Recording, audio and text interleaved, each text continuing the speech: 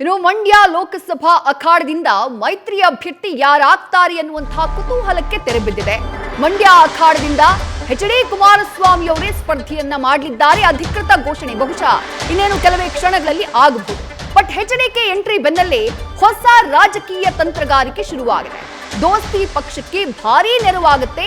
ಮಂಡ್ಯದಲ್ಲಿ ಎಚ್.ಡಿ. ಕುಮಾರಸ್ವಾಮಿ ಅವರ ಸ್ಪರ್ಧೆ ಅನ್ನುವಂತಹ ನಿರೀಕ್ಷೆ ಇದೆ. ಹಳೆ ಮೈಸೂರು ಭಾಗದಲ್ಲಿ ಕಾಂಗ್ರೆಸ್ಗೆ ಹೊಡೆತವನ್ನ ಕೊಡಬಹುದು, ಕಮಲಕ್ಕೆ ಬೂಸ್ಟರ್ ಡೋಸ್ ಆಗಬಹುದು ಎಚ್.ಡಿ. ಕುಮಾರಸ್ವಾಮಿ ಅವರ ಸ್ಪರ್ಧೆ ಅನ್ನುವಂತಹ ವಿಶ್ಲೇಷಣೆಗಳು, ಲೆಕ್ಕಾಚಾರಗಳು ರಾಜಕೀಯ ಪಡಸಾಲೆಯಲ್ಲಿ ಕೇಳ್ಬರ್ತಾ ಇದೆ.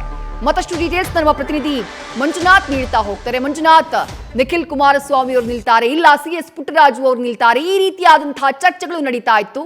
Finally H D. ಕುಮಾರಸ್ವಾಮಿ ಅವರೇ ಮಂಡ್ಯ ಲೋಕ ಅಖಾಡದಿಂದ ಸ್ಪರ್ಧೆಗಿಳಿತಿದ್ದಾರೆ, ರಾಷ್ಟ್ರ ರಾಜಕಾರಣದತ್ತ ಮುಖ ಮಾಡ್ತಿದ್ದಾರೆ. ಬಟ್ ಕುತೂಹಲ ಇರೋದು, ಯಾವೆಲ್ಲ ಕ್ಷೇತ್ರಗಳಿಗೆ ಎಚ್.ಡಿ. ಕುಮಾರಸ್ವಾಮಿಯವರ ಈ ಸ್ಪರ್ಧೆ ಬೂಸ್ಟರ್ ಡೋಸ್ ಆಗಬಹುದು ಮೈತ್ರಿ ಪಾಳ್ಯಕ್ಕೆ ಅಂತ ಹೇಳಿ.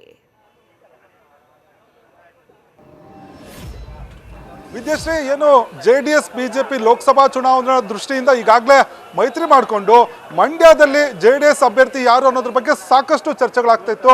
ಅದರಲ್ಲೂ ಕೂಡ ಮಂಡ್ಯ ನಾಯಕರ ಒಂದು ಸರಣಿ ಸಭೆಗಳನ್ನು ನಡೆಸಿದ ಸಂದರ್ಭದಲ್ಲಿ ಮೂವರ ಹೆಸರು ಇಲ್ಲಿ ಚಾಲ್ತಿಗೆ ಬಂದಂಥದ್ದು.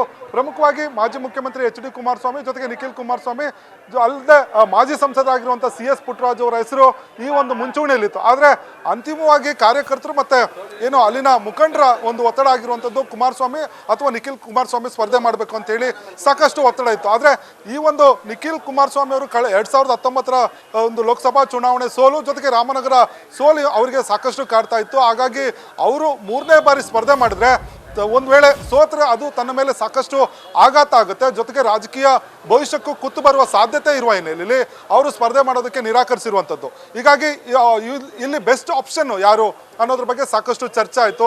ಈ ಸಂದರ್ಭದಲ್ಲಿ BJP ಹೈಕಮಾಂಡ್ ನಾಯಕರು ಕೂಡ ನೇರವಾಗಿ ಕುಮಾರಸ್ವಾಮಿ ಅವರು ನೀವು ಸ್ಪರ್ಧೆ ಮಾಡಬೇಕು ಅನ್ನೋ ಒಂದು ಸೂಚನೆಯನ್ನು ಕೊಟ್ಟಿದ್ರು. ಈ ಹಿನ್ನೆಲೆಯಲ್ಲಿ ಎಲ್ಲ ಲೆಕ್ಕಾಚಾರಗಳನ್ನು ಹಾಕೊಂಡಿರುವಂಥ ಕುಮಾರಸ್ವಾಮಿ ಅವರು ಇವತ್ತು ಒಂದು ಖಚಿತಪಡಿಸಿರುವಂಥದ್ದು, ತಾವು ಮಂಡ್ಯ ಲೋಕಸಭಾ ಚುನಾವಣೆಯಿಂದ ಕ್ಷೇತ್ರದ ಅಖಾಡಕ್ಕೆ ತಾವೇ ಸ್ಪರ್ಧೆ ಅನ್ನೋ ಮಾತನ್ನು ಹೇಳಿರುವಂಥದ್ದು.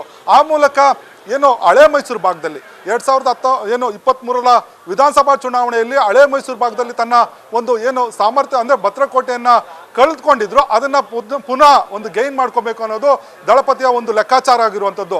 ಆದರೆ ಕುಮಾರಸ್ವಾಮಿ ಅವರು ಮಂಡ್ಯದಲ್ಲಿ ಸ್ಪರ್ಧೆ ಮಾಡುವ ಮುಖಾಂತರ ಈ ಒಂದು ಹಳೆ ಮೈಸೂರು ಭಾಗದ JDS BJP ಅಭ್ಯರ್ಥಿಗಳ ಗೆಲುವು ಕೂಡ ಸಾಕಷ್ಟು ಒಂದು ಏನು ಬೂಸ್ಟರ್ ಡೋಸು ಸಿಗುವ ಸಾಧ್ಯತೆ ಇರುವಂಥದ್ದು. ಯಾಕಂದರೆ ಹಳೆ ಮೈಸೂರು ಭಾಗದಲ್ಲಿ ಪ್ರಮುಖವಾಗಿ ಒಕ್ಕಲಿಗ ಸಮುದಾಯದ ಮತಗಳೇ ಹೆಚ್ಚಿರುವ ಹಿನ್ನೆಲೆಯಲ್ಲಿ ಕುಮಾರಸ್ವಾಮಿ ಅವರು ಸ್ಪರ್ಧೆ ಮಾಡಿದ್ರೆ ಹಳೆ ಮೈಸೂರು ಭಾಗದ ಏನು ಮೈಸೂರು ಕೊಡಗು ಆಗಿರ್ಬೋದು, ಚಾಮರಾಜನಗರ ಜೊತೆಗೆ ಮಂಡ್ಯ, ತುಮಕೂರು, ಕೋಲಾರ, ಚಿಕ್ಕಬಳ್ಳಾಪುರ ಈ ಎಲ್ಲ ಕ್ಷೇತ್ರಗಳಲ್ಲೂ ಕೂಡ ಒಕ್ಕಲಿಗ ಮತಗಳು ಕ್ರೋಢೀಕರಣ ಆಗುತ್ತೆ.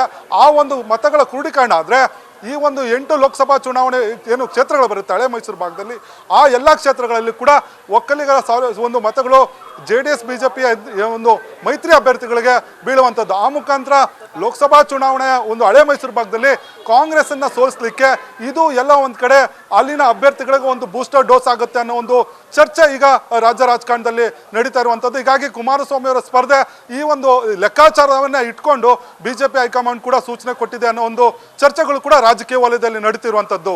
ವಿದ್ಯಾಶ್ರೀ, ಥ್ಯಾಂಕ್ ಯು ಮಂಜುನಾಥ್ ತಮ್ಮೆಲ್ಲ ಡೀಟೇಲ್ಸ್ಗೆ. ನ್ಯೂಸ್ ಫಸ್ಟ್ ನಿರ್ಭೀತಿಯಿಂದ ನಿಮ್ಮ ಪರವಾಗಿ.